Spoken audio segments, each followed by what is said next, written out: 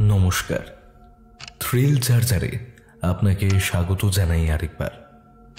আমরা team thrill charger আজকে আপনার জন্য নিয়ে এসেছি একটি গ্রাম বাংলার ভৌতিক কাহিনী। লেখিকা শর্মিষ্ঠা চ্যাটার্জির কলমে কামনার লালসা। আজকের গল্পটি সম্পূর্ণরূপে প্রাপ্তবয়স্কদের জন্য। আপনি যদি প্রাপ্তবয়স্ক না হন তাহলে আপনার কাছে অনুরোধ রইবে আজকের গল্প থেকে বিরত থাকতে। আপনারা যারা থ্রিল চার্জার দীর্ঘদিন ধরে নিয়মিত শোনেন তারা অনেকেই সাবস্ক্রাইব করেন না। আপনাদের কাছে অনুরোধ রইল, গল্পটি ভালো লাগলে এই গল্পটিকে একটু ভালোবাসা দেবেন। লাইক, শেয়ার এবং সাবস্ক্রাইব বাটনে ক্লিক করে আমাদের চ্যানেলের সঙ্গে যুক্ত হতে পারেন। আজকের গল্প পাঠে ও গল্পের সূত্রধার আমি অভিক। মুখ্য ভূমিকায় বর্ণালী, পারমিতা, শ্রীরূপ, সৃজিতা, দিব্যেন্দু দাস, দিব্যেন্দু গোস্বামী, সুপ্রজা, রাজ চট্টোপাধ্যায়, সৌরভ রায়, প্রভাকর এবং আমি অভিক। শব্দ সংযোজন দেবরাজ দে। আবহ নির্মাণ কৌশিক বসু। প্রচ্ছদ নির্মাণ অভ্র। তাহলে চলুন শুরু করা যাক আমাদের আজকের নিবেদন। লেখিকা শর্মিষ্ঠা চ্যাটার্জির কলমে গ্রাম বাংলার ভৌতিক কাহিনী কামনার লালসা।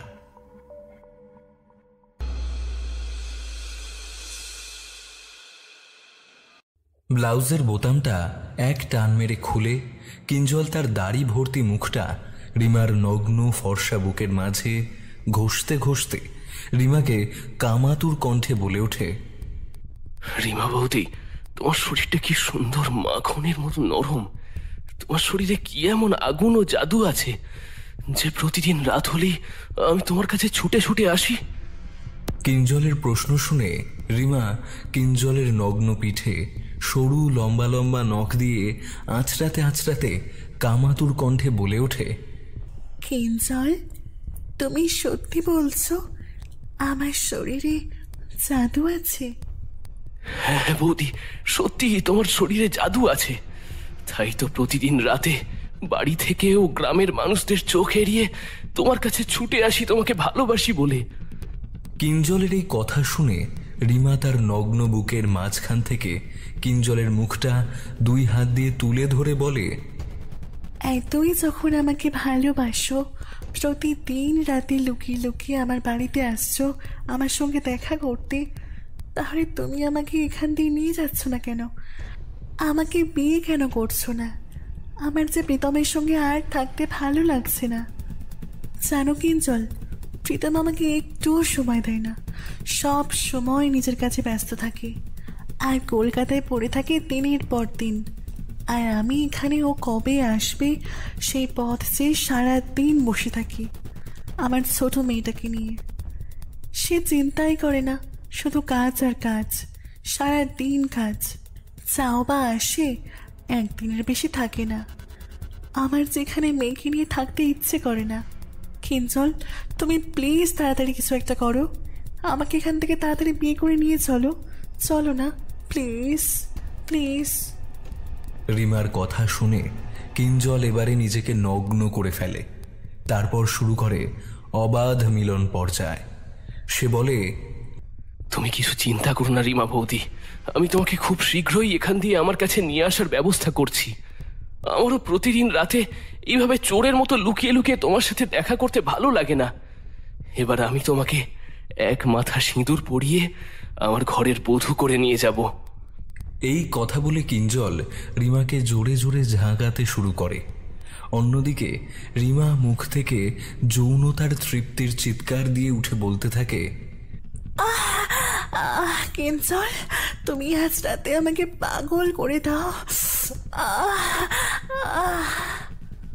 এই কথা বলে রিমা বিছানার ওপর কাঁটা ছাগলের মতো ছটফট করতে থাকে। প্রীতমের ঘুমন্ত হাতটা বিছানার পাশে পড়তেই সে ঘুমন্ত অবস্থায় হাতটা হাতড়াতে হাতড়াতে অনুভব করে তার পাশে রিমা নেই, জায়গাটা ফাঁকা। তার পাশে রিমাকে শুয়ে থাকতে অনুভব করতে না পেরে জায়গাটা ফাঁকা অনুভব করে প্রীতমের ঘুমটা ভেঙে যায়। প্রীতমের ঘুমটা ভেঙে যেতেই সে উঠে ঘরে জ্বলা হালকা হ্যারিকেনের নিয়ন আলোয় দেখে সত্যি সত্যি তার পাশে রিমা শুয়ে নেই। রিমাকে পাশে শুয়ে থাকতে না দেখতে পেয়ে প্রীতম বিছানা ছেড়ে উঠে জ্বলন্ত হ্যারিকেনটা হাতে নিয়ে দরজা খুলে ঘরের বাইরে বেরিয়ে আসে দেখার জন্য রিমা বাথরুমে গেছে নাকি। কিন্তু প্রীতম নিজের ঘর পেরিয়ে বাথরুমের সামনে যেতেই দেখে বাথরুমের দরজা খোলা ও বাথরুমের ভিতরটা পুরো ফাঁকা। বাথরুমে রিমাকে দেখতে না পেয়ে প্রীতম চিন্তিত কণ্ঠে বলে ওঠে, এই মাঝরাতে রিমা আবার গেল কোথায়? ঘর ছেড়ে রান্নাঘরে যায়নি তো? এই কথা বলে প্রীতম যেই রান্নাঘরের দিকে এগোতে যাবে হঠাৎ করেই তার কানে একটা চাপা চিৎকারের আওয়াজ ভেসে আসে। উফ উফ, অনেক হয়েছে। এবার ছাড়ো, আর পারছি না, ছাড়ো বলছি। উফ। প্রীতমের কানে রিমার চাপা চিৎকারের আওয়াজটা আসতেই সে রান্নাঘরের সামনে থমকে দাঁড়িয়ে পড়ে। বেশ সন্দেহ ভরা কণ্ঠে বলে ওঠে, বাড়ির পেছনে গোয়াল ঘর থেকে রিমার গলার আওয়াজ পেলাম বলে মনে হলো। ও এত রাতে গোয়াল ঘরে কি করছে? এই কথা বলে প্রীতম বাড়ি থেকে বেরিয়ে পিছনে গোয়াল ঘরের দিকে এগিয়ে যায়। তারপর গোয়াল ঘরের জানলার সামনে এসে দাঁড়াতেই প্রীতমের দৃষ্টিটা আপনা থেকেই গোয়াল ঘরের ভিতরের দিকে যেতেই সে হাতে ধরা জ্বলন্ত হ্যারিকেনের নিয়ন আলোয় যা দেখে তা সে নিজের চোখকে বিশ্বাস করাতে পারে না। প্রীতম নিজের চোখে দেখে তার স্ত্রী রিমা আর তাদের বাড়ি থেকে 2-3টে বাড়ির পর থাকা কিঞ্জল বলে ছেলেটি, যে প্রীতমের ছোটবেলাকার বন্ধু, সেই কিঞ্জলের সঙ্গে রিমা শারীরিক ও যৌন খেলায় মেতে উঠেছে মাঝরাতে গোয়াল ঘরের মধ্যে। প্রীতম তার প্রিয় বন্ধুর এই কীর্তিকলাপ দেখে তার মাথায় আকাশ ভেঙে পড়ে ও সে দাঁতে দাঁত চেপে কিঞ্জলের দিকে তাকিয়ে বলে, কিঞ্জল, তুই আমার ছোটবেলার বন্ধু হয়ে আমার এত বড় সর্বনাশ করতে পারলি? ছি ছি, তোকে আমার ছোটবেলার বন্ধু বলতেই লজ্জা করছে। প্রীতম ওদের দুজনের শারীরিক ও যৌন মিলন সহ্য করতে না পেরে রাগে চিৎকার করে বলে ওঠে কিঞ্জলের উদ্দেশ্যে, কিঞ্জল, তোর লজ্জা করলো না আমার স্ত্রীর সঙ্গে এরকম একটা অশ্লীল কাজ করতে? এই কথা বলে প্রীতম গোয়াল ঘরের বেড়া দরজায় এক লাথি মেরে ভেতরে ঢুকে আসে। অন্যদিকে গোয়াল ঘরের বাইরে থেকে প্রীতমের চিৎকার শুনে আর ওকে ওইভাবে হুড়মুড়িয়ে ঘরে ঢুকে আসতে দেখে দুজনে ভয়ে চমকে ওঠে। প্রীতমকে ঘরে ঢুকে আসতে দেখে কিঞ্জল যেই জামাকাপড় পরে পালাতে যাবে অমনি প্রীতম তাকে ধরে ফেলে কিঞ্জলের গালে সপাটে দুটো ঠাস ঠাস করে চড় মেরে বলে, হারামির বাচ্চা, তোর লজ্জা করলো না আমার স্ত্রীর সঙ্গে ওই রকম একটা জঘন্যতম কাজ করতে? শালা, তোকে আমি আমার প্রিয় বন্ধু ভেবে আমার স্ত্রীর দায়িত্ব তোকে দিয়ে শহরে কাজ করতে গেছিলাম, আর তুই কিনা শেষে আমার এরকম একটা সর্বনাশ করলি। চল চল জমিদার মশাইয়ের কাছে চল, আজ তোর একটা হেস্তনেস্ত করেই আমি ছাড়বো। ইতিমধ্যেই বাড়ির পিছনের গোয়াল ঘর থেকে প্রীতমের চিৎকার চেঁচামেচি শুনে প্রীতমের মা জ্যোৎস্না দেবী ও প্রীতমের বড় দাদা রঞ্জন বাবু ও তার স্ত্রী মানে রিমার বড় যা রানী দেবী, এদের 3 জনের ঘুম ভেঙে যায়। বাড়ির পিছন থেকে প্রীতমের চিৎকার চেঁচামেচি শুনে পড়ি কি মরি করে গোয়াল ঘরে ছুটে এসে দেখে রিমা ও কিঞ্জল এরা দুজন অর্ধনগ্ন অবস্থায় প্রীতমের সামনে দাঁড়িয়ে আছে। প্রীতম কিঞ্জলের চুলের মুঠি ধরে ওর গালে ঠাস ঠাস করে চড় মারছে, আর অন্যদিকে রিমা হাউ হাউ করে কাঁদছে। রিমা ও কিঞ্জলকে অর্ধনগ্ন অবস্থায় ওইভাবে দাঁড়িয়ে থাকতে দেখে প্রীতমের মা জ্যোৎস্না দেবী রিমার কাছে ছুটে যায়। তারপর ওর গালে দুটো ঠাস ঠাস করে চড় মারতে মারতে দাঁতে দাঁত চেপে বলে, মাগি, তোর লজ্জা করে না? ঘরে স্বামী সন্তান থাকা সত্ত্বেও তুই পরপুরুষের সঙ্গে রাতে লীলা খেলা খেলে দেহের খিদে মেটাস? মা, মা আমার ভুল হয়ে গেছে।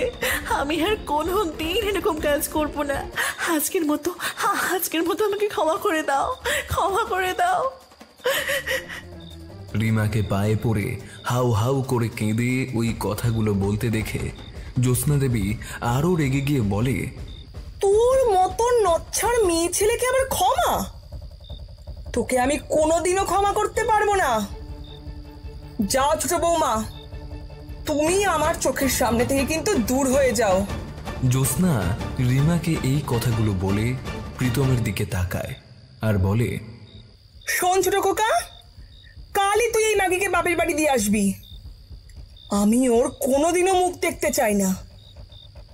এবার ছোট খোকা, বুঝতে পারছিস তো হারে হারে? কলকাতার মেয়ে বিয়ে করেছিলিস না? তা কলকাতার মেয়েদের আসল স্বরূপ কেমন আজ বেরিয়ে গেল তো সবার সামনে। জ্যোৎস্না দেবীর কথা শুনে প্রীতম বলে, মা, তোমার ছোট বৌমার ব্যবস্থা আমি পরে করছি।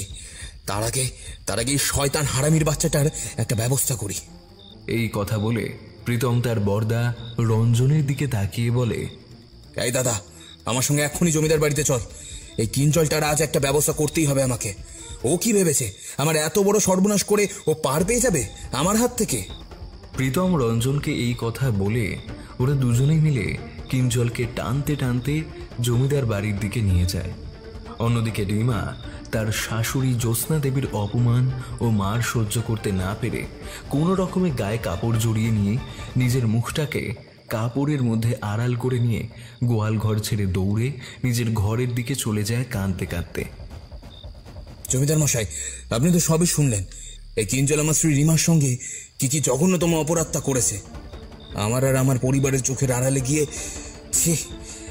আপনি এই কিঞ্জলের এমন চরম একটা শাস্তির ব্যবস্থা করুন যাতে ভবিষ্যতে আমাদের এই চন্দনপুর গ্রামের কোনো মা বা বউয়ের সঙ্গে এরকম জঘন্যতম অপরাধটা না করতে পারে কোনোদিনও।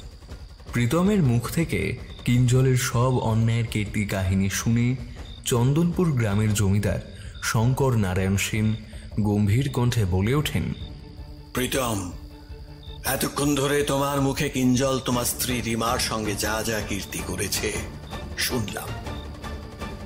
আমার মনে হয় কিঞ্জল খুব বাজে রকম অন্যায় করেছে তোমার স্ত্রীর সঙ্গে।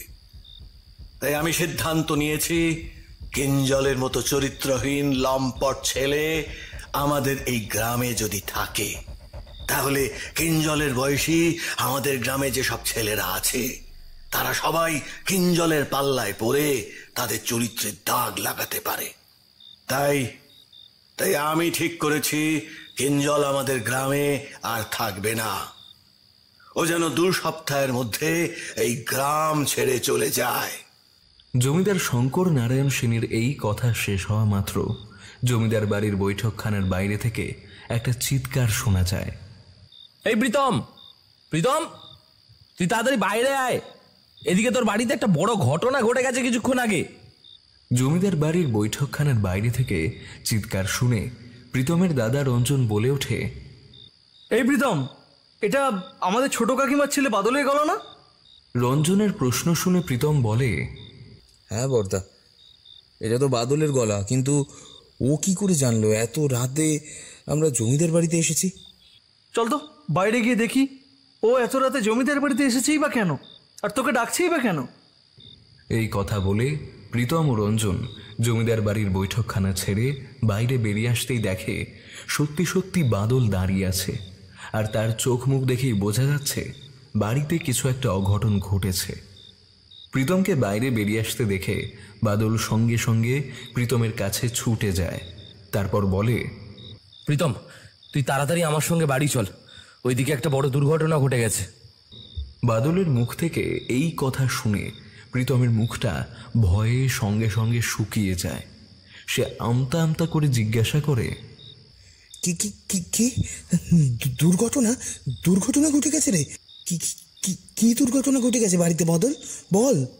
প্রীতমের প্রশ্ন শুনে বাদল হাউ হাউ করে কাঁদতে কাঁদতে বলে, প্রীতম, রিমা বৌদি একটু আগে অ্যাসিড খেয়ে আত্মহত্যা করেছে।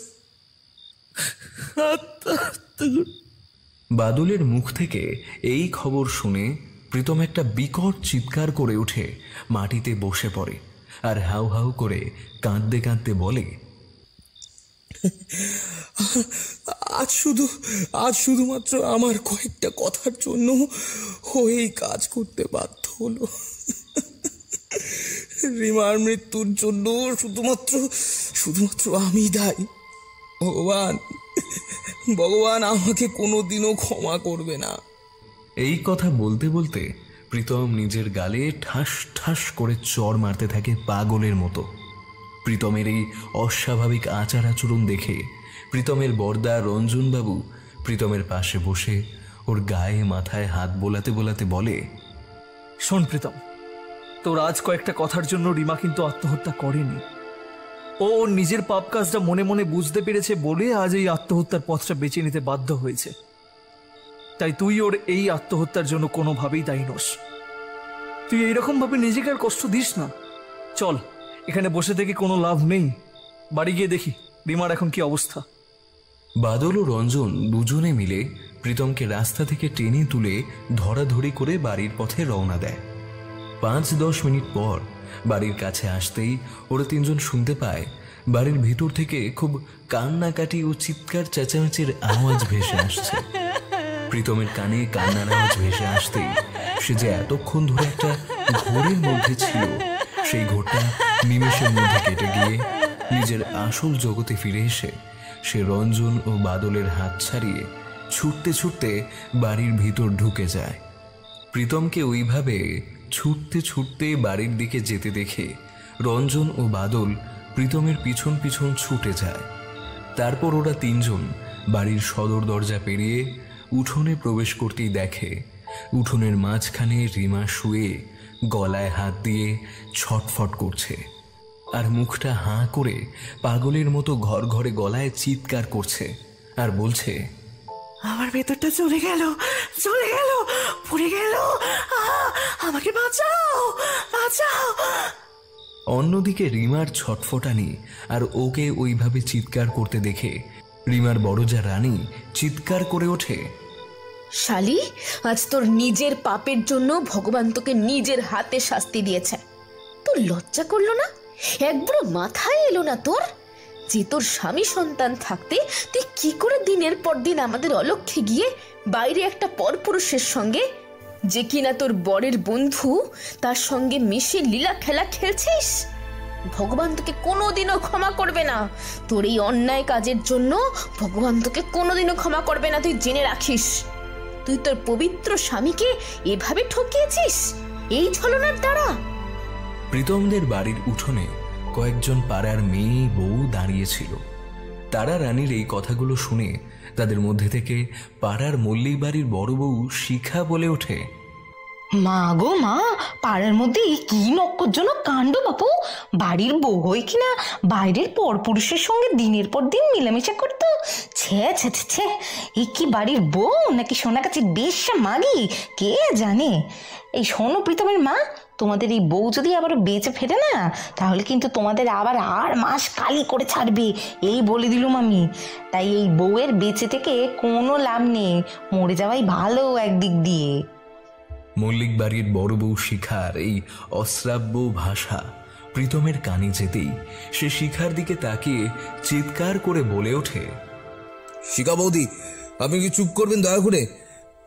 আপনি তো আমার পরিবারের কেউ নন, তাহলে আপনি আমার বউকে নিয়ে কথা বলছেন কেন? আমার বউ যেমনই চরিত্রের হোক না কেন, আমি সেটা বুঝে নেব। দয়া করে আপনি নাক গলাতে আসবেন না আমাদের এই ব্যাপারে। এই কথা বলে প্রীতম রিমার দিকে দৌড়ে যায়। গিয়ে রিমার হাত ধরে হাউ হাউ করে কাঁদতে কাঁদতে বলে, রিমা, তুমি আমায় ক্ষমা করে দাও। ওই কথাগুলো বলার জন্য আমাকে ক্ষমা করো। তোমার কিচ্ছু হবে না, আমি আছি না। দাদা, বাদল, তোরা তাড়াতাড়ি ভ্যান বা রিক্সার কিছু একটা ব্যবস্থা কর। রিমাকে নিয়ে হাসপাতালে যেতে হবে আমাকে। প্রীতমের এই কথা শুনে বাদল বলে, প্রীতম দা, তুমি বৌদিকে নিয়ে তাড়াতাড়ি বাড়ির বাইরে আসো, আমি আমার ভ্যানটা বার করছি। এই কথা শুনে প্রীতম যেই রিমাকে কোলে তুলতে যাবে অমনি রিমা জোরে একটা শ্বাস টেনে ওঠে। প্রীতমের হাতটা চেপে ধরে জোরে নিঃশ্বাস নিতে নিতে আর হাঁপাতে হাঁপাতে বলে, প্রীতম, প্রীতম, তুমি আমাকে ক্ষমা করে দাও। আমি জানি তোমার সঙ্গে আমি যে পাপ কাজটা করেছি তার কোনো ক্ষমা হয় না। তুমি শুধু আমাদের 5 বছরের ছোট্ট মেয়েগুলোকে দেখে রেখো।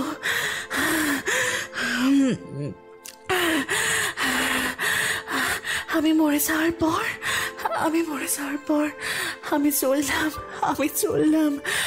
চললাম প্রীতম। তুমি ভালো থেকো। এই কথা বলে রিমা প্রীতমের বুকে মাথা রেখে মৃত্যুর কোলে ঢলে পড়ে। রিমাকে মারা যেতে দেখে প্রীতম একটা বুক ফাটা চিৎকার করে কেঁদে ওঠে। আর অন্যদিকে রিমাকে মৃত্যুর কোলে ঢলে পড়তে দেখে প্রীতমের মা জ্যোৎস্না দেবী বলে ওঠে, আপদ ঘর থেকে চিরদিনের মতো বিদায় নিল, বাঁচা গেছে। এই ছোট খোকা শোন, এই চরিত্রহীন মেয়ে ছেলের জন্য তুই আর চোখের জল ফেলিস না বাপু। ওর কথা তুই এবার ভুলে যা। ভগবান ওকে ওর পাপেরই শাস্তি দিয়েছে। ঘোষাল বাড়িতে এইরকম একটা বড় দুর্ঘটনা ঘটে যাওয়ার পর রিমার অপঘাতে মৃত্যুর কারণে প্রীতম 3 দিনের শ্রাদ্ধানুষ্ঠানের কাজ সম্পন্ন করে। কিন্তু রিমার শ্রাদ্ধ শান্তির দিন রাতের বেলা প্রীতমের সঙ্গে একটা অদ্ভুত ও অলৌকিক ঘটনা ঘটে। সেদিন রাতে প্রীতম নিজের ঘরে একা ঘুমাচ্ছিল, আর প্রীতমের ছোট 5 বছরের মেয়ে অলি প্রীতমের মা জ্যোৎস্না দেবীর কাছে ঘুমাচ্ছিল। রাত তখন কটা হবে, 2 কি 2:30। প্রীতম যখন নিজের ঘরে গভীর ঘুমে মগ্ন, হঠাৎ সেই সময় প্রীতমের নাকে একটা মিষ্টি তীব্র সুগন্ধ ভেসে আসতেই প্রীতমের হঠাৎ করে ঘুমটা ভেঙে যায়। প্রীতমের ঘুমটা ভেঙে যেতেই সে ঘুম চোখ কচলাতে কচলাতে বলে, এই মাঝরাতে ঘরের মধ্যে থেকে মিষ্টি গন্ধ কোথা থেকে আসছে? আমাদের বাড়ির আশেপাশে তো কোনো গন্ধওয়ালা ফুল বা ফলের গাছ নেই। এই কথা বলে প্রীতম ঘরের কোথা থেকে সুমিষ্ট গন্ধটা আসছে সেটা দেখার জন্য যেই বিছানা ছেড়ে উঠতে যাবে, হঠাৎ তার আপনা থেকেই দৃষ্টি চলে যায় ঘরের লাগোয়া বারান্দার দিকে। ঘরের লাগোয়া বারান্দার দিকে প্রীতমের দৃষ্টি যেতেই সে আলো আঁধারি ঘরের অন্ধকারের মধ্যে দেখে বারান্দার একদম রেলিং ধরে লাল শাড়ি পরা একটি কম বয়সী মহিলা দাঁড়িয়ে আছে পিছন ফিরে। মাঝরাতে অন্ধকার বারান্দার মধ্যে একজন অচেনা অজানা মহিলাকে ওইভাবে পিছন ফিরে দাঁড়িয়ে থাকতে দেখে প্রীতম ভুরু কুঁচকে অবাক গলায় বলে ওঠে, এই মাঝরাতে ওই অচেনা মহিলাটি আমার ঘরের বারান্দায় কি করে এলো? ঘরের দরজা তো ভেতর থেকে বন্ধ। এই কথা বলে প্রীতম বিছানা ছেড়ে উঠে বারান্দার দিকে এগিয়ে যায়। এগিয়ে গিয়ে অন্ধকার বারান্দায় দাঁড়িয়ে থাকা সেই মহিলাটির উদ্দেশ্যে জিজ্ঞাসা করে, আপনি কে? আপনি আমার ঘরের বারান্দায় এলেন কি করে? এই প্রশ্ন করার সঙ্গে সঙ্গে প্রীতম দেখে সেই মহিলাটি ধীরে ধীরে তার দিকে মুখ ফেরাচ্ছে। তারপর মুখ ফিরিয়ে ধীরে ধীরে হাঁটতে হাঁটতে তার দিকে এগিয়ে এসে দাঁড়াতেই প্রীতম দেখে তার সামনে যে মহিলাটি দাঁড়িয়ে আছে সে আর কেউ নয়, তার স্ত্রী রিমা। রিমাকে সামনে দাঁড়িয়ে থাকতে দেখে প্রীতম হেসে উঠে কেমন একটা অদ্ভুত ঘোর লাগা কণ্ঠে বলে ওঠে, রিমা, তুমি এসেছো? কতদিন তোমায় দেখি না। এত দূরে দাঁড়িয়ে কেন? আমার কাছে তুমি আসবে না? এখনো পর্যন্ত তুমি আমার উপর রেগে রয়েছো। প্রীতমের প্রশ্ন শুনে রিমা হো হো করে ঋণ ঋণে একটা হাসি হেসে প্রীতমের দিকে এগিয়ে এসে তাকে জড়িয়ে ধরে বলে,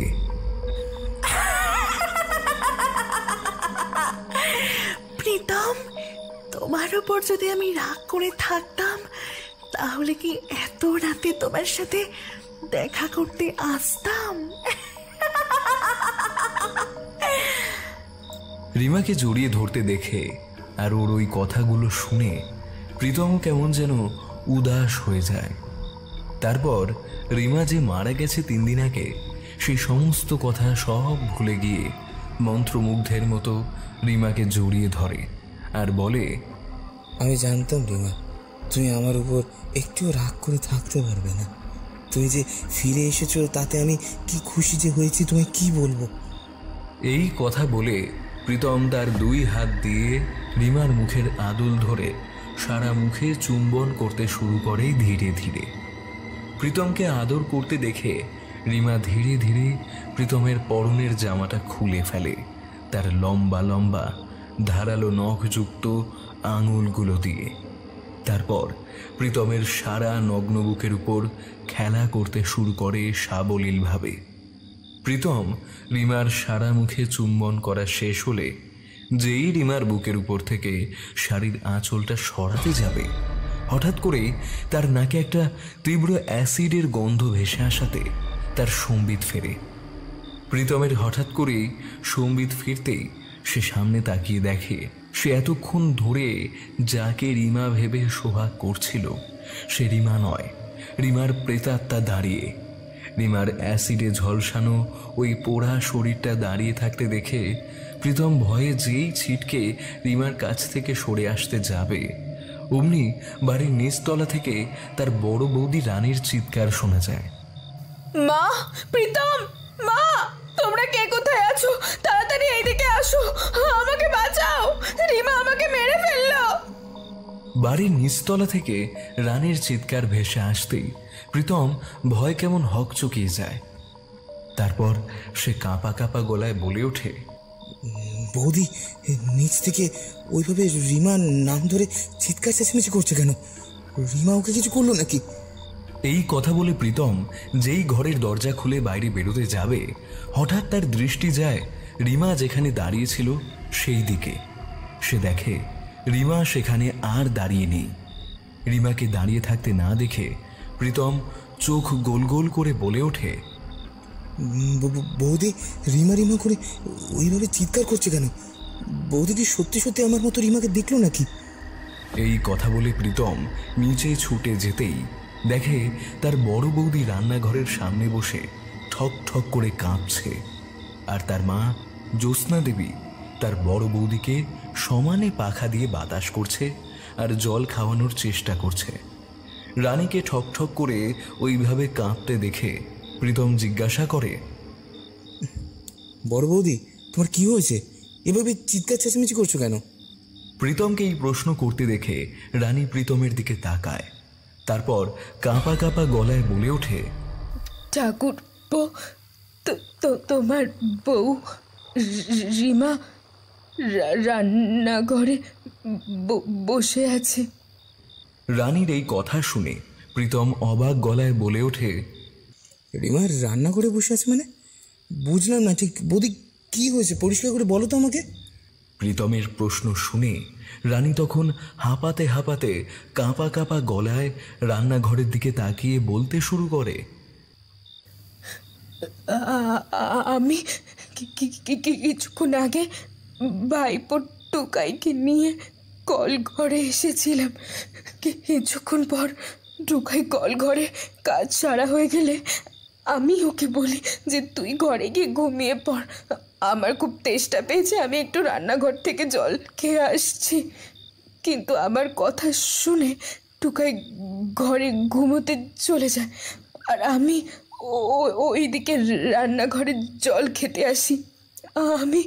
আমি যে রান্নাঘরের সামনে এসে রান্নাঘরের দরজার শিকলটা খুলতে যাব, হঠাৎ রান্নাঘরের ভিতর থেকে একটা কি কচর মচর করে চিবানোর আওয়াজ শুনতে পাই। আমি রান্নাঘরের ভিতর থেকে কচর মচর করে একটা চিবানোর আওয়াজ আমার কানে ভেসে আসতে আমি খুব ভয় পেয়ে যাই।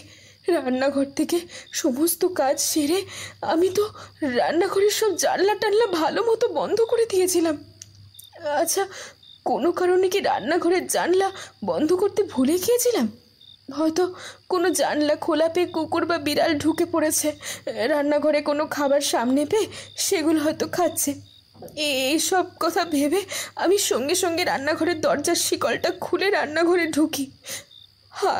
হাতে ধরা জ্বলন্ত হ্যারিকেনের আলোয় রান্নাঘরের চারিদিকে চোখ ও মাথা ঘুরিয়ে কোনো বিড়াল বা কুকুরকে আমি খুঁজে পাই না। কিন্তু সামনে আমার কানে কচমচ করে চিবনের আওয়াজটা ভেসে আসে। এরপর আমি রান্নাঘরের চারিদিকে খুব সন্তর্পণে তাকাতে তাকাতে জলের একটা কলসির সামনে এগিয়ে যাই। এগিয়ে গিয়ে কলসিটা খুলে মিসকেটের উপর থেকে জলের গ্লাসটা নিয়ে যেই কলসি থেকে গ্লাসে জল গড়াতে যাব, হঠাৎ সে সময় আমার দৃষ্টি যায় রান্নাঘরের বাঁশের কড়ি দিকে। বাঁশের কড়ি দিকে আমার দৃষ্টি যেতেই আমি দেখি ঠাকুরপো রিমা ওই বাঁশের কড়ি গড়বার ওপর লম্বা লম্বা পা ঝুলিয়ে বসে আছে। শ্রাদ্ধানুষ্ঠানের জন্য লোক খাওয়ানোর সময় বেঁচে যাওয়া পদগুলো রান্নাঘরে কাগজ আর কলা পাতা চাপা দিয়ে রাখা ছিল, তো সেই বেঁচে যাওয়া খাবারগুলো ও কাগজ আর কলা পাতা সরিয়ে লম্বা লম্বা দুটো হাত বাড়িয়ে বাড়িয়ে একটা করে খাবার তুলে তুলে খাচ্ছে, কচমচ করে চিবিয়ে চিবিয়ে। রান্নাঘরের বাঁশের কড়ি বর্গার ওপরে রিমাকে বসে ওই রকম অদ্ভুতভাবে খেতে দেখে আমার তো ভয়েতে গ্লাসটা হাত থেকে পড়ে যায়। আর সেই আওয়াজ রিমার কানে যেতেই রিমা কটমট করে আমার দিকে তাকায়।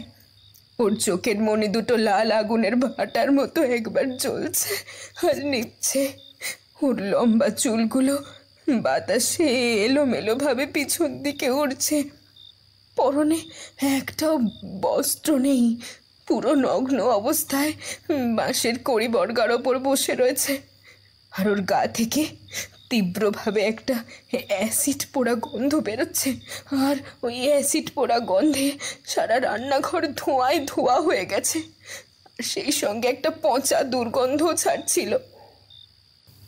আমি রিমার ওই ভয়ঙ্কর বিভৎস রূপ আর ওই অ্যাসিডের পোড়া গন্ধ সহ্য করতে না পেরে যেই ছুটে রান্নাঘর থেকে বেরিয়ে আসবো, হঠাৎ রিমা পিছন থেকে ফ্যাঁস ফ্যাঁসে গলায় আমার উদ্দেশ্যে বলে ওঠে, দিদি ভাই, আমি আবার ফিরে এসেছি। তোমরা সবাই মিলে সেদিন আমাকে যে অপমানটা করেছিলে তার প্রতিশোধ নিতে এসেছি।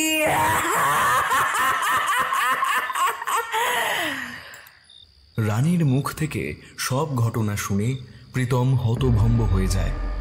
তার সঙ্গে কিছুক্ষণ আগে ঘরে কি কি ঘটনা ঘটেছে সব মা আর বড় বৌদির কাছে লুকিয়ে যায়। তারপর প্রীতম রানীর কথাগুলো শুনে বলে ওঠে, তুমি তো জানো বাড়িতে একজন অপঘাতে মারা গেছে, তাই তোমার রান্নাঘরে আসার আগে টুকাই নয় দাদাকে নিয়ে আসা উচিত ছিল। এখন বাদ দাও সেসব কথা, যাও নিজের ঘরে গিয়ে ঘুমিয়ে পড়ো বৌদি।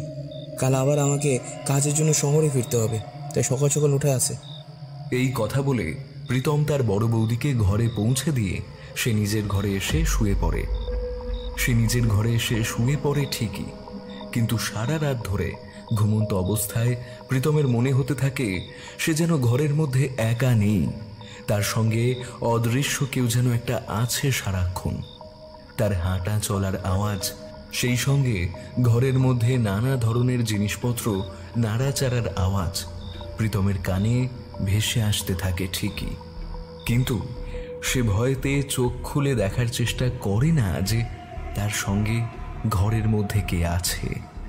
সেই দিন রাতের ঘটনার পর প্রীতমদের বাড়িতে আর কারোর সাথে অদ্ভুত ঘটনা ঘটেনি, কিন্তু তৃতীয় দিনের মাথায় প্রীতমের প্রিয় বন্ধু কিঞ্জল, যার সঙ্গে রিমার অবৈধ একটা প্রেমের সম্পর্ক ছিল, তার সঙ্গে সেই দিন রাতে একটা অদ্ভুত ঘটনা ঘটে। জমিদার শঙ্কর নারায়ণ সেন কিঞ্জলকে 2 সপ্তাহের মধ্যে গ্রাম ছেড়ে চলে যেতে বলেছে বলে কিঞ্জল নিজের গ্রাম ছাড়ার আগে পাশের গ্রামে নিজের জন্য ঘর দেখতে গিয়েছিল। পাশের গ্রাম থেকে ঘর দেখতে দেখতে নিজের গ্রামে ফিরতে সেই দিন রাত 8:30-9টা বেজে গিয়েছিল। কিঞ্জল যখন সাইকেল করে নিজের বাড়ির দিকে যাচ্ছিল, রাস্তাঘাট তখন বেশ ফাঁকাই ছিল। পৌষ মাসের শীতের রাত বলে সে যখন সাইকেল চালাতে চালাতে তাদের গ্রামের ভাঙা ক্লাব ঘরটা পেরোতে যাবে, হঠাৎ তার পিছন থেকে একটা মেয়েলি হিস হিসে গলায় কিছু কথা কিঞ্জলের কানে ভেসে আসে। কিঞ্জল, তুমি গ্রাম ছেড়ে আমাকে ছেড়ে চলে যাচ্ছ? তুমি আমাকে সঙ্গে নেবে না? পিছন থেকে মেয়েলি হিসেসে গলায় কথাগুলো কিঞ্জলের কানে ভেসে আসতেই সে সঙ্গে সঙ্গে সাইকেল নিয়ে থমকে দাঁড়িয়ে পড়ে। সে পিছন দিকে ঘাড় না ঘুরিয়ে কাঁপা কাঁপা গলায় বলে ওঠে, এটা রিমা বৌদির গলা না? কিন্তু রিমা বৌদি এখানে কি করে আসবে? ও তো গত 5 দিন আগে মারা গেছে। এই কথা বলে কিঞ্জল ভয়ে ভয়ে পিছন ফিরে তাকায় ঠিকই, কিন্তু কাউকেই সে দেখতে পায় না। কিঞ্জল তখন নিজের মনের ভুল ভেবে যেই 3-4 পা সাইকেল প্যাডলিং করে এগোতে যাবে, হঠাৎ আবার হিস হিসে মেয়েলি গলায় কে যেন বলে ওঠে, দাদা, আমাকে একটু আপনার সাইকেলে করে বাড়ি পৌঁছে দেবেন? এবারে পিছন থেকে হিস হেসে অন্য মেয়েলি গলা কিঞ্জলের কানে ভেসে আসতেই সে ভয় না পেয়ে সঙ্গে সঙ্গে পিছন ফিরে তাকিয়ে দেখে তার সাইকেল থেকে 2 হাত দূরে 26-27 বছরের একটি সুন্দরী যুবতী দাঁড়িয়ে আছে। আর যুবতীর পরনে সবুজ রঙের একটি চুড়িদার আর কাঁধে একটা ঝোলানো ব্যাগ। যুবতীর কাঁধে ঝোলানো ব্যাগটা দেখেই বোঝা যাচ্ছে যুবতী হয়তো কলেজ বা অন্য কোথা থেকে ফিরছে। অচেনা যুবতীটিকে সাইকেলের সামনে দাঁড়িয়ে থাকতে দেখে কিঞ্জল প্রশ্ন করে, আপনার নাম কি? এত রাতে কোথা থেকে ফেরা হচ্ছে? কিঞ্জলের প্রশ্ন শুনে যুবতীটি মিষ্টি করে হেসে জবাব দিল, আমার নাম কবিতা মণ্ডল। আমি মামাবাড়ি থেকে ফিরছি। দাদুর শরীরটা এত খারাপ করেছে যে দেখতে গেছিলাম। ট্রেনটা স্টেশনে ঢুকতে এত দেরি করলো যে দেখুন বাড়ি ফিরতে ফিরতে রাত হয়ে গেছে। দয়া করে আপনি আমাকে একটু তাড়াতাড়ি বাড়ি পৌঁছে দেবেন? কবিতার কথা শুনে কিঞ্জল বলে, আপনি আমার সাইকেলের পিছনে উঠে বসুন, আর আপনি চিন্তা করবেন না, আমি আপনাকে ঠিক বাড়ি পৌঁছে দিচ্ছি। কিঞ্জলের কথা শুনে কবিতা কিঞ্জলের সাইকেলের পিছনে বসে। তারপর কিঞ্জল কবিতাকে নিয়ে কবিতার বাড়ির দিকে রওনা দেয়। যেতে যেতে কিঞ্জল কবিতাকে জিজ্ঞেস করে, আচ্ছা কবিতা, তোমার বাড়ি কোথায়? তোমাকে কোথায় নামাবো? আমার বাড়ি শ্মশান পাড়ায়। শ্মশান পাড়ায় রাস্তা শুরু হওয়ার আগেই আমাকে নামিয়ে দিলে হবে। কবিতার মুখে শ্মশান পাড়া নামটা শুনে কিঞ্জলের বুকের ভিতর যেন এক মুহূর্তের জন্য কেঁপে ওঠে। তারপর সে নিজের মনের ভয়টাকে খানিকটা সামলে নিয়ে ঢোক গিলে বলে, আপনি ওইখানে থাকেন? কিন্তু আমি তো শুনেছি আর গিয়েও দেখেছি ওই শ্মশান পাড়ায় কোনো জনবসতি নেই। তাহলে আপনি শ্মশান পাড়ার কোন দিকটাতে থাকেন? কিঞ্জলের প্রশ্ন শুনে কবিতা একটা অদ্ভুত কথা বলে ওঠে, যা শুনতে কিঞ্জলের খুব একটা ভালো লাগলো না। কবিতা একটা অদ্ভুত হিস হিসে গলায় বলে ওঠে, শ্মশান পাড়ায় যেখানে দাহ করা হয় সেখানেই আমি থাকি। আমি আগে তোমাদের মণ্ডল পাড়ায় থাকতাম, কিন্তু গত 5 দিন ধরে আমি ওই শ্মশান পাড়ায় আছি। কবিতার এই কথা শুনে কিঞ্জল কবিতাকে পাগল ভেবে আর কোনো প্রশ্ন করল না। এরপর আরও বেশ কিছুটা পথ অতিক্রম করতেই কিঞ্জলের মনে হলো তার পিছন দিক থেকে 2টো ঠান্ডা হাত এসে যেন তাকে জড়িয়ে ধরে। তারপর কানের কাছে মুখ এনে কে যেন হিস হিসে ঠান্ডা গলায় বলে উঠল, কিঞ্জল, কিঞ্জল, তুমি আমাকে ছেড়ে চলে যাবে? আমার কাছে আসবে না? আমার অতৃপ্ত কামনা বাসনাগুলো পূর্ণ করবে না? আর আমাকে আদর করবে না?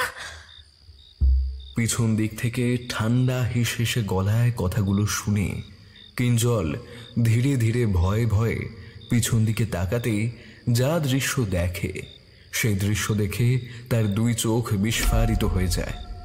কিঞ্জল পিছন দিকে তাকাতেই সে দেখে এতক্ষণ ধরে কবিতা বলে যে মেয়েটিকে সাইকেলের পিছনে বসে বাড়ি পৌঁছে দিতে যাচ্ছিল সে কবিতা নয়, রিমা। তার পিছনে রিমার অতৃপ্ত আত্মা বসে আছে আর তার দিকে কটমট লাল জ্বলন্ত দৃষ্টি দিয়ে তাকিয়ে আছে। পিছনে রিমাকে বসে থাকতে দেখে কিঞ্জল সঙ্গে সঙ্গে সাইকেল থামিয়ে নেমে পড়ে আর কাঁপা কাঁপা গলায় বলে ওঠে, রিমা, তুমি? কিঞ্জলের প্রশ্ন শুনে রিমা সাইকেল থেকে নেমে হাসতে হাসতে কিঞ্জলের দিকে এগিয়ে আসে। তারপর ঠান্ডা আঙুলগুলো দিয়ে কিঞ্জলের সারা মুখে চোখে হাত বোলাতে বোলাতে কামাতুর কণ্ঠে বলে ওঠে, কিঞ্জল, কতদিন হয়ে গেল তুমি আমাকে আদর করনি, ভালোবাসোনি। আজ আজ একটু আমায় ভালোবাসো না, ভালোবাসো। এই কথা বলে রিমা জড়িয়ে ধরতেই কিঞ্জল কেমন যেন বিহ্বল হয়ে পড়ে রিমাকে জড়িয়ে ধরে। তারপর নিজের রুক্ষ ঠোঁট দুটো যেই রিমার নরম ঠোঁটের উপর বসাতে যাবে, হঠাৎ সেই সময় কিঞ্জলের পিঠে কেমন যেন একটা তীব্র ব্যথা অনুভব হতেই তার সঙ্গে সঙ্গে সম্বিত ফেরে। সম্বিত ফিরতেই কিঞ্জল সামনের দিকে তাকিয়ে দেখে কিছুক্ষণ তার সামনে অতীতে দেখা অপূর্ব সুন্দরী রিমা বৌদি যে দাঁড়িয়েছিল, সেখানে আর রিমা বৌদি দাঁড়িয়ে নেই। তার জায়গায় রিমা বৌদির মতো দেখতে ভয়ঙ্কর এক কালো পিশাচিনী দাঁড়িয়ে আছে, আর তার দিকে লাল জ্বলন্ত আগুন রাঙা রাগত দৃষ্টি দিয়ে তাকিয়ে আছে। কিঞ্জল রিমার এই ভয়ঙ্কর বিভৎস পৈশাচিক রূপ দেখে ভয়ে ছিটকে যেই দূরে সরে আসতে যাবে, অমনি সেই পিশাচিনী তার একটা কালো নখরযুক্ত হাত দিয়ে কিঞ্জলের গলাটা টিপে ধরে সঙ্গে সঙ্গে তারপর ফ্যাস ফ্যাসে ক্রুদ্ধ গলায় বলে ওঠে, আজ শুধুমাত্র তোর জন্য আমার সংসার ভেঙেছে, আর আমি আত্মহত্যার পথ বেছে নিয়েছি, বাধ্য হয়েছি। তুই যদি দিনের পর দিন বাড়িতে এসে আমাকে ভোগ না করতিস, তাহলে আজ আমার এই অবস্থা হতো না। এই কথা বলে সেই পিশাচিনী কিঞ্জলের ঘাড়ের ওপর ঝাঁপিয়ে পড়ে তার ধারালো কালো নখযুক্ত হাত দিয়ে কিঞ্জলের সারা শরীরে আঁচড়াতে শুরু করে। অন্যদিকে কিঞ্জল পিশাচিনীর নখের আঁচড় সহ্য করতে না পেরে বাঁচাও বাঁচাও বলে চিৎকার করতে থাকে। কে আছো? বাঁচাও! কে আছো? আমায় বাঁচাও! কিন্তু কিঞ্জলের চিৎকার গ্রামের লোকেদের কারোর কানে পৌঁছায় না। এরপর কিঞ্জল পিশাচিনীর আঘাত সহ্য করতে না পেরে সে শরীরের সমস্ত শক্তি সঞ্চয় করে পিশাচিনীটার সঙ্গে লড়াই শুরু করে। বেশ কিছুক্ষণ ধরে দুজনের মধ্যে ধস্তাধস্তি চলার পর কিঞ্জল পিশাচিনীটাকে তার বুকের উপর থেকে এক ধাক্কা মেরে ফেলে দিয়ে প্রাণপণে বাড়ির দিকে ছুটতে শুরু করে, বাঁচাও বাঁচাও বলে। অন্যদিকে কিঞ্জলকে ওইভাবে পালিয়ে যেতে দেখে সেই পিশাচিনী ওরফে রিমার প্রেতাত্মা হো হো করে হেসে উঠে কিঞ্জলের উদ্দেশ্যে বলে, পালাস কোথায় কিঞ্জল? আমার হাত থেকে তোকে কেউ বাঁচাতে পারবে না। আজ তোর জন্য আমার সংসার ভেঙেছে, সেই সঙ্গে সেই দিনের তোমার অন্যায়ের কাজের জন্য আমি মৃত্যুর পথ বেছে নিতে বাধ্য হয়েছি। কিঞ্জল পিশাচিনীটার কথায় কান না দিয়ে প্রাণপণে বাড়ির দিকে দৌড়াতে শুরু করে। বেশ কিছুক্ষণ ধরে দৌড়ানোর পর কিঞ্জল তাদের পাড়ার জোড়া বটতলার মোড়ে চায়ের দোকানের সামনে এসে দাঁড়াতেই সঙ্গে সঙ্গে অজ্ঞান হয়ে পড়ে। সেই জোড়া বটতলার মোড়ে একটা চায়ের দোকান ছিল, সেই দোকানের সামনে বসে তাস খেলছিল তারা। চায়ের দোকানের বসে থাকা পাড়ার যুবকগুলোর সঙ্গে প্রীতমের বড় দাদা রঞ্জনবাবুও ছিল। পাড়ার যুবকগুলোর সঙ্গে তাস খেলছিল চায়ের দোকানে বসে। পাড়ার ছেলেদের মুখে এই কথা শুনে রঞ্জন কিঞ্জলের দিকে এগিয়ে আসে। তারপর কিঞ্জলের সামনে উঁবু হয়ে বসে পড়ে বলে, তোরা এত চিৎকার চেঁচামেচি করিস না, আমি দেখছি কিঞ্জলের কি হয়েছে। এই কথা বলে রঞ্জন চায়ের দোকানের ভিতর থেকে জল ভর্তি জগটা নিয়ে আসে। তারপর সেই জগ থেকে কিছুটা জল হাতে করে নিয়ে কিঞ্জলের মুখে চোখে জলের ছেঁটা দিতেই 5-10 মিনিট পর কিঞ্জল চোখ মেলে তাকায়।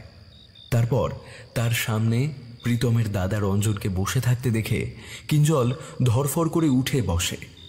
রঞ্জনের হাতটা ধরে কিঞ্জল কাঁপা কাঁপা গলায় বলে, দাদা দাদা, আপনি আমাকে বাঁচান, ওই পিশাচিনীর হাত থেকে আমাকে আপনি বাঁচান, ও আমাকে মেরে ফেলবে। কিঞ্জলের এই কথা শুনে রঞ্জন বলে, তুমি ঠিক কি বলছো কিঞ্জল? আমি বুঝতে পারছি না, কে তোমাকে মেরে ফেলবে? কার কথা তুমি বলছো? রঞ্জনের প্রশ্ন শুনে কিঞ্জল তাদের পাড়ার ছেলেগুলোর দিকে একবার চোখ বুলিয়ে নিয়ে রঞ্জনের দিকে তাকিয়ে বলে, দাদা, আমি এখানে সবার সামনে কথাটা বলবো না। আসলে কথাটা খুব ব্যক্তিগত, আর কথাটা আপনার ও আপনার বাড়ির লোকেদের সামনেই বলবো। আমার সঙ্গে কিছুক্ষণ আগে কি ঘটেছে।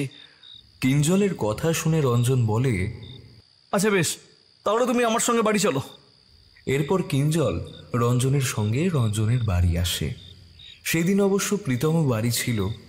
তারপর সে কিছুক্ষণ আগে তার সঙ্গে রিমার প্রেতাত্মায় কি কি করেছে রাস্তায়, সব কথা প্রীতমদের বাড়ির লোকের সামনে খুলে বলতে কিঞ্জলের মুখ থেকে সমস্ত ঘটনা শুনে প্রীতমের বড় বৌদি রানী বলে ওঠে, ওই শয়তানি আত্মা এখনো মুক্তি পায়নি। ও আমাদেরকে মেরে ফেলার জন্য আশেপাশেই আছে। রানী ও কিঞ্জলের এই কথা শুনে রঞ্জন বলে ওঠে, এবার তুমি আর কিঞ্জল কি বাজে বকা শুরু করলে? এই রাত দুপুরে তোমরা বলছো কিনা রিমার প্রেতাত্মা আমাদের আশেপাশে আছে? না না, এ তোমাদের মনের ভুল। রঞ্জনের এই কথা শুনে মাঝখান দিয়ে জ্যোৎস্না দেবী বলে ওঠে, না না, ওরা কিছু ভুল বলছে না বড় খোকা। সত্যি সত্যি রিমার অতৃপ্ত আত্মা আমাদের বাড়ির আশেপাশে আছে আর আমাদের ওপর সারাক্ষণ নজর রাখছে। আমি তো নিজের চোখেই দেখেছি। জ্যোৎস্না দেবীর এই কথা শুনে রানী বলে ওঠে, মা, আপনি হঠাৎ এই কথা বলছেন? আপনার সঙ্গে কি কোনো অদ্ভুত ঘটনা ঘটেছে নাকি? হ্যাঁ বড় বৌমা, অদ্ভুত ঘটনাটা ঘটেছে বলেই তো না আমি আজ তোমাদের এই কথাগুলো বলছি। জ্যোৎস্না দেবীর মুখ থেকে এই কথা শুনে রানী ও প্রীতম দুজনে মিলে বলে ওঠে, মা, তোমার সঙ্গে কি অদ্ভুত ঘটনা ঘটেছে? এরপর জ্যোৎস্না দেবী ধীরে ধীরে বলতে শুরু করে, গতকাল মাঝরাতে হঠাৎ করেই একটা কান্নার আওয়াজে আমার ঘুম ভেঙে যায়। ঘুমটা ভেঙে যেতেই আমি বিছানা ছেড়ে না উঠে বিছানায় শুয়ে কান খাড়া করে শুনি। দেখি কান্নার আওয়াজটা ঠিক আমার ঘরের সামনে থেকেই আসছে। এরপর আমি বিছানা ছেড়ে উঠে টেবিলের ওপর রাখা জ্বলন্ত হেরিকেনটা যেই বাড়াতে যাব, হঠাৎই আমার দৃষ্টি যায় বিছানার পাশের খোলা জানলাটার দিকে। খোলা জানলার দিকে তাকিয়ে আমি দেখি রিমা, মানে ছোট বৌমা, জানলার গড়ার ধরে অলির দিকে তাকিয়ে ফুপিয়ে ফুপিয়ে কাঁদছে আর বলছে,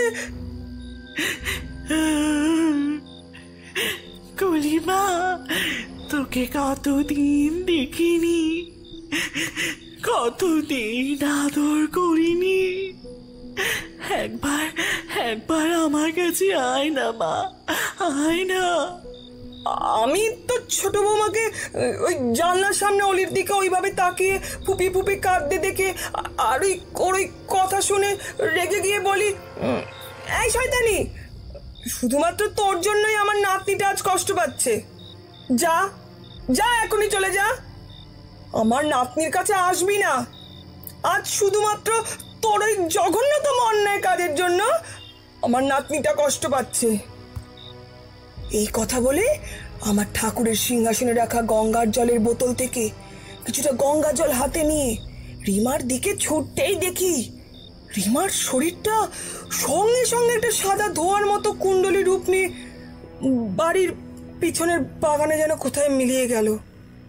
জ্যোৎস্না দেবীর মুখ থেকে গতকাল রাতের সব ঘটনা শুনে প্রীতমও বলে ওঠে, মা ঠিকই বলেছেন, সত্যি সত্যি রিমার অতৃপ্ত প্রেতাত্মা এই বাড়ির মধ্যে আমাদের চারপাশে ঘুরছে অদৃশ্যভাবে। প্রীতমের মুখ থেকে এই কথা শুনে জ্যোৎস্না দেবী বলে ওঠে, তুই হঠাৎ এই কথা বলছিস কেন ছোট খোকা? তোর সঙ্গেও কি আমার আর বড় বৌমার মতো কোনো ঘটনা ঘটেছে নাকি এর মধ্যে? হ্যাঁ মা, ঘটেছে। রিমার শ্রাদ্ধানুষ্ঠানের দিনের রাতের বেলা। এই কথা বলে প্রীতম রিমার শ্রাদ্ধের দিন রাতে তার সঙ্গে কি কি ঘটনা ঘটেছে সব কথা খুলে বলতেই জ্যোৎস্না দেবী চিন্তিত কণ্ঠে বলে ওঠে, ছোট খোকা, ছোট বৌমা শ্রাদ্ধের দিন রাতে নিজের চোখে ছোট বৌমাকে নিজের ঘরে দাঁড়িয়ে থাকতে দেখেছিস, এই কথাটা আমাদের আগে বলিসনি কেন? তোমাদের বললে যদি তোমরা ভয় পাও তাই কিছু বলিনি তোমাদের। প্রীতমের কথা শুনে রানী জ্যোৎস্না দেবীকে বলে, মা দেখুন, বাড়িতে বাচ্চা কাচ্চা নিয়ে বসবাস করি, ওই শয়তানি যদি আমাদের আর আমার বাচ্চাদের কিছু ক্ষতি করে দেয় তাহলে আমাদের তখন হাত কামড়ানো ছাড়া কিন্তু আর কোনো উপায় থাকবে না বলে দিলাম। তাই আপনি ওই শয়তানিকে বাড়ি থেকে তাড়ানোর জন্য কিছু একটা ব্যবস্থা করুন, খুব শীঘ্রই করতে হবে মা এটা, না হলে কিন্তু আমাদের একটা কোনো বড় সড়ো ক্ষতি হয়ে যাবে। রানীর কথা শুনে রঞ্জনও বলে, হ্যাঁ মা, বাড়িতে যখন প্রতিনিয়ত তোমাদের সঙ্গে এইরকম অদ্ভুত অদ্ভুত ভৌতিক অলৌকিক ঘটনাগুলো ঘটছে প্রতিদিন রাতে, তাহলে আমরা পাড়ায় কালীচরণ কাকার কাছে গিয়ে আমাদের সব সমস্যার কথা খুলে বললে কেমন হয়? উনি তো একজন বড় মাপের তান্ত্রিক, উনি যদি আমাদের কোনো সাহায্য করতে পারেন। রঞ্জনের এই কথা শুনে জ্যোৎস্না দেবী বলে ওঠে, বড় খোকা, তুই এই কথাটা মন্দ বলিসনি। হ্যাঁ, একবার আমাদের ওনার কাছে গিয়ে আমাদের সব সমস্যার কথা খুলে বললেই হয়। উনি যদি আমাদের এই বিপদের দিনে কিছু সাহায্য করতে পারেন। আচ্ছা ছাড়, এই নিয়ে তোরা কিছু চিন্তা করিস না। আমি আর বড় বৌমা কাল সকালে একবার ওনার বাড়ি যাব।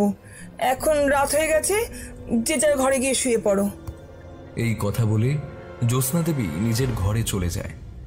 ও জ্যোৎস্না, জ্যোৎস্না বাড়ি আছো নাকি? তাড়াতাড়ি বাইরে এসো, তোমার সঙ্গে জরুরি একটা কথা আছে আমার। সাত সকালে শিখার বাজখাই গলার আওয়াজ জ্যোৎস্না দেবীর কানে যেতেই জ্যোৎস্না দেবীর ঘুমটা ভেঙে যায়, আর সেই ঘুম জড়ানো গলায় হাই তুলতে তুলতে বলে, শিখা আবার এই সাত সকালে আমাদের বাড়িতে কি দরকার এলো? এই কথা বলে জ্যোৎস্না দেবী দরজা খুলে ঘরের বাইরে বেরিয়ে এসে দেখে শিখা উঠোনের মাঝখানে কোমরে দুই হাত দিয়ে দাঁড়িয়ে আছে। শিখাকে উঠোনের মাঝখানে দাঁড়িয়ে থাকতে দেখে জ্যোৎস্না দেবী বলে, শিখা, এই সাত সকালে তুমি আমার বাড়িতে? কি ব্যাপার, তোমাদের বাড়িতে সবাই ভালো আছে তো? হ্যাঁ, সে তারা ভালো আছে মাসিমা, কিন্তু এই সাত সকালে আপনার বাড়িতে যে কথাটা বলতে এলুম সেই কথাটা হলো গিয়ে, আচ্ছা মাসিমা আপনারা একটু বলুন তো, ওই রিমা মুখপুরীর ভালো মতো শ্রাদ্ধ অনুষ্ঠান করেছিলেন তো নাকি?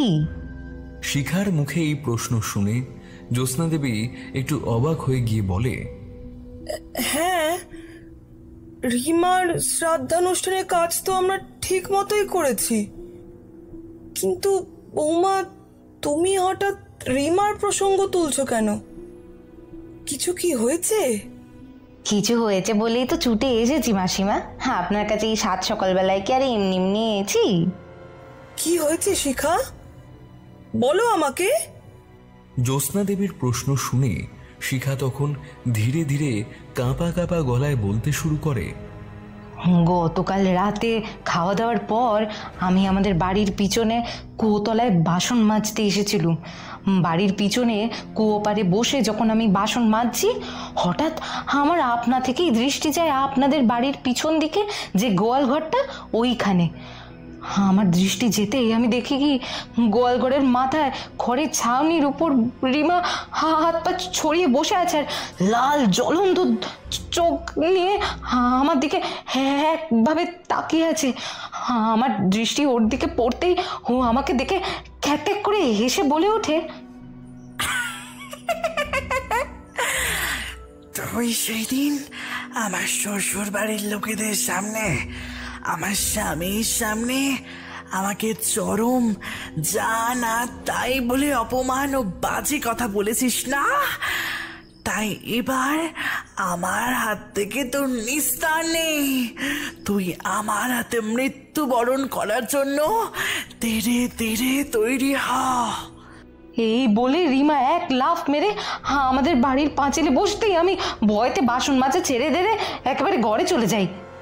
শিখার মুখ থেকে এই কথা শুনে জ্যোৎস্না দেবী বলে ওঠে, শিখা, রিমা তোমাকেও দেখা দিয়েছে? জ্যোৎস্না দেবীর মুখ থেকে এই কথা শুনে শিখা অবাক হয়ে প্রশ্ন করে, এ কি মাসিমা, আপনি কি কথা বলছেন? বলছেন? রিমা আমাকে দেখা দিয়েছে মানে? শিখার মুখে এই প্রশ্ন শুনে জ্যোৎস্না দেবী তখন কদিন ধরে তার সঙ্গে ও তাদের বাড়ির প্রত্যেকটা সদস্যর সঙ্গে কি কি অদ্ভুত অদ্ভুত ভৌতিক অলৌকিক ঘটনা ঘটেছে সব কথা শিখাকে খুলে বলে। সব শুনে শিখার চক্ষু চড়ক গাছ হয়ে যায়। সে বলে, মাসিমা, এর একটা বিহিত করুন তো তাড়াতাড়ি। ওই শয়তানি কিন্তু আমাদের আশেপাশেই আছে, আমি কই দিলুম। ও কিন্তু মরেও আমাদের প্রত্যেককে শান্তি দিচ্ছে না। এরপর যদি আমার সঙ্গে বা আপনার পরিবারের সঙ্গে ভালো মন্দ কিছু হয়ে যায়, তাহলে কিন্তু আমি আর আপনার পরিবার কেউই কিছুই করতে পারবো না। আপনাকে বলে দিলাম আমি মাসিমা, বলে দিলাম আপনাকে। শিখার কড়া কড়া কথা শুনে জ্যোৎস্না দেবী বলে, বৌমা, তুমি কিছু চিন্তা করো না। এই বিষয়ে আমি আজই আমাদের পাড়ায় কালীচরণ বাবুর কাছে যাচ্ছি। উনি আমাদের এই সমস্যার ঠিক কিছু একটা সমাধান বার করে দেবেন। দেখো বাবা ঠাকুর, আসতে পারি? বছর 62-63 এক বয়স্ক ভদ্রলোক জ্যোৎস্না দেবীর কথা কানে যেতে জ্যোৎস্না দেবীর দিকে মুখ না ঘুরিয়ে পিছন ফিরে কালী মূর্তির সামনে ধূপ ঘোরাতে ঘোরাতে বলে ওঠে, আমি জানি আপনি কি জন্য আমার কাছে এসেছেন। কালীচরণ বাবুর মুখ থেকে এই কথা শুনে জ্যোৎস্না দেবী হাত জড়ো করে কাঁদো কাঁদো গলায় বলে, আপনি তো জানেন বাবা ঠাকুর, আমি কি জন্য আপনার কাছে এসেছি। জ্বলন্ত ধূপটা ধূপদানিতে গুঁজে দিয়ে কালী মূর্তিকে একটা প্রণাম করে জ্যোৎস্না দেবীর দিকে ফিরে কালীচরণ বাবু বলে ওঠে, জানি আপনি কি জন্য আমার কাছে এসেছেন। তান্ত্রিক কালীচরণ এই কথা বলে গত কয়েকদিন ধরে জ্যোৎস্না দেবীর বাড়িতে তাদের সঙ্গে কি কি ভৌতিক অলৌকিক ঘটনা ঘটেছে সব বিস্তারে জ্যোৎস্না দেবীকে বলে। জ্যোৎস্না দেবী সব শুনে বলে, বাবা ঠাকুর, আপনি ঠিক বলেছেন একদম। আমার বাড়িতে কত কয়েকদিন ধরে এই ঘটনাগুলোই ঘটছে আমাদের সাথে। এর আপনি কিছু একটা বিহিত করুন তাড়াতাড়ি, না হলে যে রিমার অতৃপ্ত আত্মা আমাদের যে কোনো সময় যে কোনো একটা ক্ষতি করে দেবে। আপনি কিছু চিন্তা করবেন না জ্যোৎস্না দেবী। আজ রাতে আমি একটা গভীর ধ্যানে বসবো। আমাকে ওই গভীর ধ্যানের মাধ্যমে ওই কলঙ্কিনী পিশাচিনীর মুখ থেকে ও আসলে কি চায় তা জানতে হবে। কি করলে ওর অতৃপ্ত আত্মা মুক্তি পাবে। আজ যদি আমার ধ্যানে রিমার অতৃপ্ত প্রেতাত্মা আসে আর ও কি কি চায় সেই মনের কথাগুলো আমাকে খুলে বলে, তাহলে আগামীকাল সকালে আমি আপনাদের বাড়ি যাব আর বলবো আপনারা কি কি করলে ওর অতৃপ্ত প্রেতাত্মা মুক্তি পাবে। কালীচরণ বাবুর মুখ থেকে এই কথা শুনে জ্যোৎস্না দেবী বাড়ির পথে গমন করে। জ্যোৎস্না দেবী বাড়ি আছেন? বাড়ির বাইরে থেকে কালীচরণ বাবুর গলার আওয়াজ শুনে জ্যোৎস্না দেবী সবজি কাটা থামিয়ে সঙ্গে সঙ্গে বাড়ির বাইরে ছুটে যায়। তিনি গিয়ে দেখে কালীচরণ বাবু বাড়ির সদর দরজার সামনে দাঁড়িয়ে আছে। কালীচরণ বাবুকে বাড়ির সদর দরজার সামনে দাঁড়িয়ে থাকতে দেখে জ্যোৎস্না দেবী বলে ওঠে, আসুন আসুন বাবা ঠাকুর, ভেতরে আসুন। এই কথা বলে জ্যোৎস্না দেবী কালীচরণ বাবুকে নিয়ে বাড়ির ভেতর ঢোকে আর রানীর উদ্দেশ্যে বলে, ও বৌমা, ঠাকুর মশাই এসেছেন, তুমি ওনার জন্য তাড়াতাড়ি জল মিষ্টির ব্যবস্থা করো। জ্যোৎস্না দেবীর কথা শুনে কালীচরণ বাবু বাড়ির দাওয়াতে বসতে বসতে বলে, অত ব্যস্ত হবেন না আপনি আমার জন্য।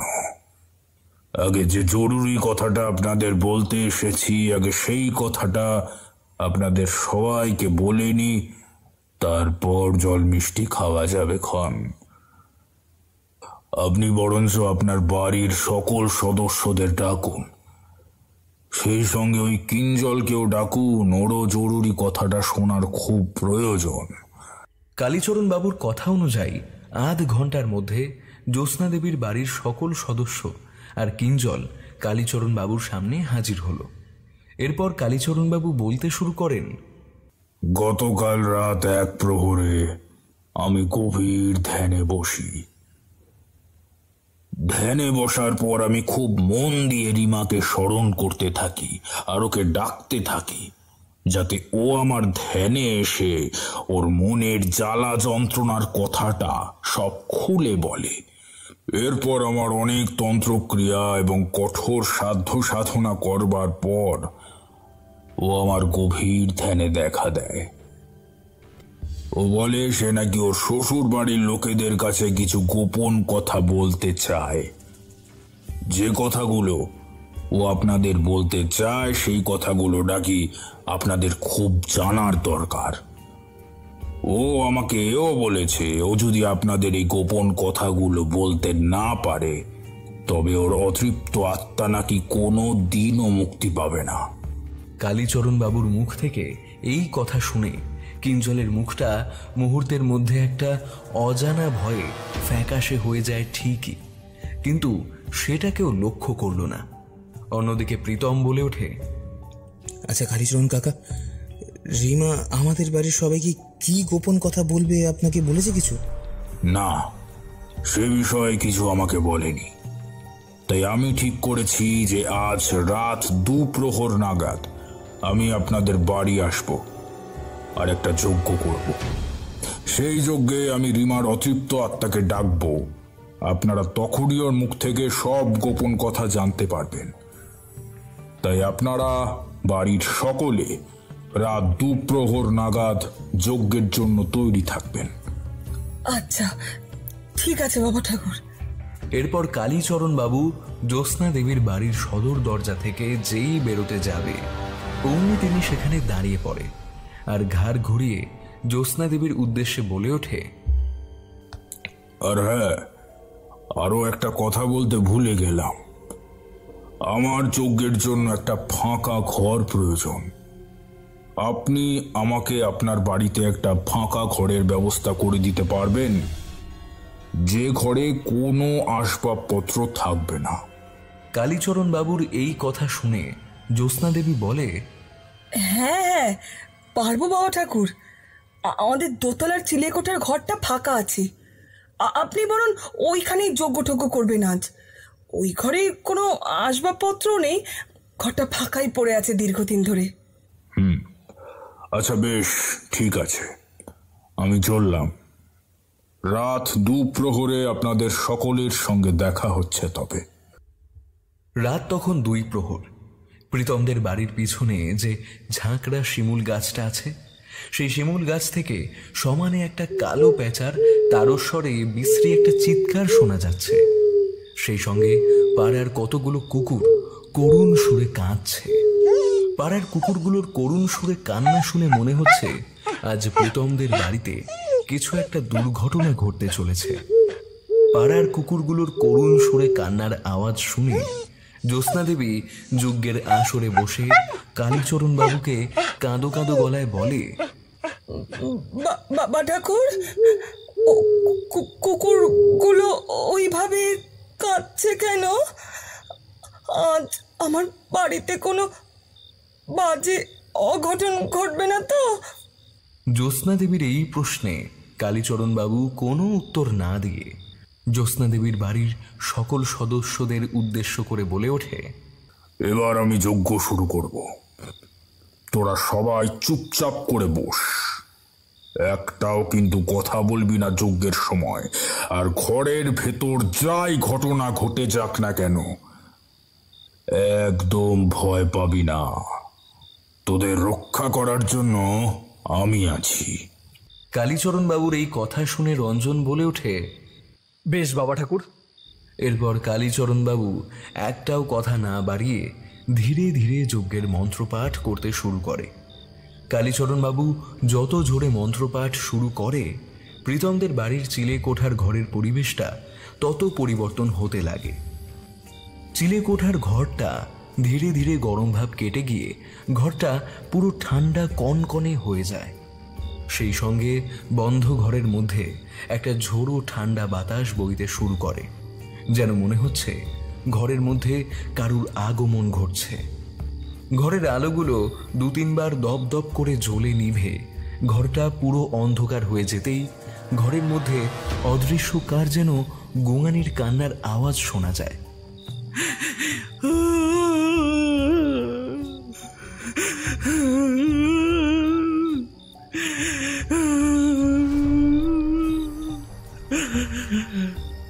অদৃশ্য ব্যক্তির গোঙানির কান্নার আওয়াজটা প্রীতম তার বাড়ির লোকদের ও কিঞ্জলের কানে ভেসে আসতেই ওদের বুঝতে বাকি রইল না যে এটা রিমার কান্নার আওয়াজ। রিমার করুণ সুরে কান্নার আওয়াজ বন্ধ ঘরের ভিতর ভেসে আসতেই কালীচরণবাবু বলে, মা, তুই এসেছিস? আয় আয়, তুই এবার তোর শ্বশুর বাড়ির লোকেদের সামনে কি গোপন কথা বলবি বলেছিলিস সেটা খুলে বল সবাইকে। কালীচরণবাবুর কথা শুনে রিমা কাঁদতে কাঁদতে বলে ওঠে,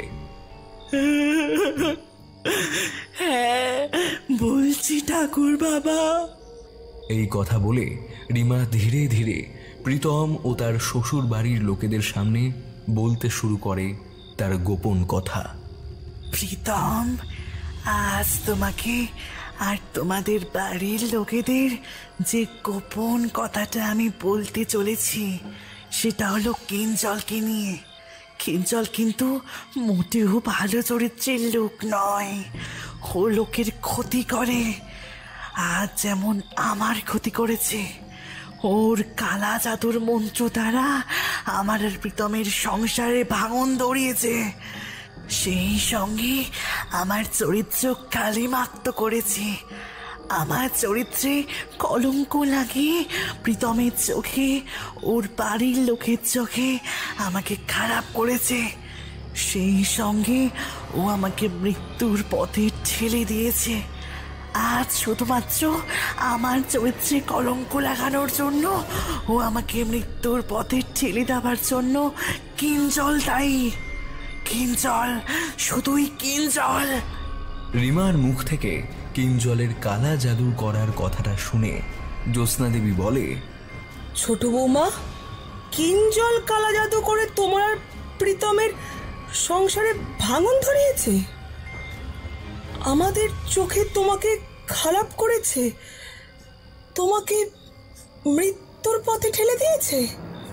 জ্যোৎস্না দেবীর প্রশ্ন শুনে রিমার প্রেতাত্মা বলে ওঠে, হ্যাঁ মা, ওই শয়তান আমার সংসারে ভাঙন ধরিয়েছে। আপনার যদি বিশ্বাস না হয় আমার কথা, তাহলে আপনি কিঞ্জলকে জিজ্ঞেস করুন ওর কালা জাদু দ্বারা আমার সংসারে কিভাবে ভাঙন ধরিয়েছে। রিমার কথা শুনে কালীচরণবাবু কিঞ্জলের দিকে তাকিয়ে বলে, রিমা যা বলছে সব কি সত্যি কিঞ্জল? তুমি কি সত্যি সত্যি ওর সংসারে ভাঙন ধরিয়েছ? চুপ করে থেকো না কিঞ্জল, সব কথা খুলে বলো আমাদেরকে। কালীচরণবাবুর প্রশ্ন শুনে কিঞ্জল মুখ নিচু করে বলে ওঠে, রিমা সত্যি কথাই বলছে বাবা ঠাকুর। আমি কালা জাদুর দ্বারা আমার প্রিয় বন্ধু প্রীতমের সংসার ভেঙেছি। আমি রিমাকে বিয়ের আগে থেকে ভালোবাসতাম। সেই কথাটা আমি কোনোদিনই রিমাকে বলতে পারিনি, কারণ রিমা আমাকে সবসময় ওর প্রিয় বন্ধু ও নিজের ভাই ছিল না বলে আমাকে ভাইয়ের চোখে দেখেছিল। অন্যদিকে আমার প্রিয় বন্ধু প্রীতম রিমাকে ভালোবাসতো। আমি ওদের এই ভালোবাসা কিছুতেই আমার চোখের সামনে সহ্য করতে পারতাম না। তাই মনে মনে ঠিক করি ওদের দুজনের মধ্যে কিভাবে ভাঙন ধরানো যায়। তাই আমি একদিন সুযোগ বুঝে রিমার অলক্ষ্যে গিয়ে ওর চিরুনি থেকে কিছুটা চুল আর ও যে প্রতিদিন শাড়িটা পরে সেই শাড়ির অল্প টুকরো আমি নিজের কাছে সংরক্ষণ করি। তারপর সেই সংরক্ষণ করা জিনিসগুলো নিয়ে আমি আমার গুরুদেবের কাছে যাই। সেই গুরুদেব নানা ধরনের কালা জাদু ও নানা ধরনের তন্ত্রমন্ত্রের সঙ্গে যুক্ত ছিল। এরপর উনি ওনার কালা জাদুর দ্বারা রিমার চুল ও শাড়ির টুকরোগুলো দিয়ে কি যেন একটা করেন। তারপর উনি আমার হাতে ছোট্ট একটা কাঁচের শিশি দিয়ে বলেন, এই শিশির মধ্যে যে গুঁড়োটা আছে সেই গুঁড়োটা কোনো খাবারের মধ্যে মিশিয়ে রিমাকে যদি খাওয়ানো যায় তাহলে রিমা আমার বশে হয়ে যাবে, আর আমি যা করতে বলবো ও সেটাই করবে। তারপর আমি গুরুদেবের হাত থেকে কাঁচের শিশিটা নিয়ে বাড়ি চলে আসি। তার পরের দিন ছিল রিমার জন্মদিন। সেই দিন আমি রিমার জন্য নিজের হাতে ওর প্রিয় ছানার পায়েস তৈরি করে নিয়ে যাই। আমি রিমার কাছে আসার আগে কাঁচের শিশির মধ্যে গুঁড়ো ওষুধটা রিমার ছানার পায়েসের মধ্যে মিশিয়ে দিই। তারপর আমি ওর জন্মদিনে ওর প্রিয় ছানার পায়েস রান্না করে এনেছি বলে ও সেটা খায়, আর এইদিকে আমার কার্যসিদ্ধি হয়। এরপর আমি আমার নানা ধরনের কালা জাদু আর তন্ত্রমন্ত্র দ্বারা রিমাকে সবশেষে বশে আনি। তারপর আমরা দুজন প্রতিদিন একে অন্যের সঙ্গে ঘনিষ্ঠ হতাম। সেই সঙ্গে প্রীতমের অলক্ষ্যে গিয়ে রিমার ওই সুন্দর শরীরটাকে আমি প্রায় দিনই ভোগ করতাম।